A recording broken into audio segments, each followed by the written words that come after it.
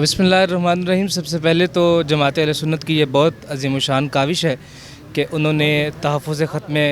نبوت کے حوالہ سے جو یہ کانفرنس کا انعقاد کیا، اور سب سے بڑی بات کہ جو اتحاد کی فضا قائم ہوئی ہے یہ بہت ضروری ہے، اور چیف جسٹس صاحب نے جو فیصلہ دیا وہ پاکستان کے آئین سے تصادم رکھتا ہے اور پاکستان کے آئین کی مخالفت میں ان کا فیصلہ ہے، اور خصوصاً اس کے اندر جو انہوں نے عبارات لکھی ہیں وہ خود قادیانی کتابوں سے ماخوذ ہیں، جس کے اوپر تمام علماء کا اکٹھ اس بات کی دلیل ہے کہ اس ملک کے اندر کسی بھی صورت نبی دو عالم صلی اللہ علیہ وآلہ وسلم کی جو ختم نبوت ہے اس کے اوپر پہرا دینے کے لیے ہر مسلمان جو ہے وہ تیار ہے، اور اس فیصلے کو ان کو واپس لینا ہوگا۔ ان کو پیغام یہی ہے کہ آپ کے سامنے ہے کہ اسلام کی ساری جو جماعتیں ہیں پاکستان کے اندر، جو اسلام کی طاقت ہے وہ ساری کی ساری اکٹھی ہے۔ اگر آپ لوگ کسی اپنے ایک مقصد کے لیے اکٹھے ہو سکتے ہیں تو اسلام کے داعی بھی اکٹھے ہو سکتے ہیں، اور جب یہ اکٹھے ہوں گے تو انشاءاللہ آپ کا خاتمہ بہت جلد ہوگا۔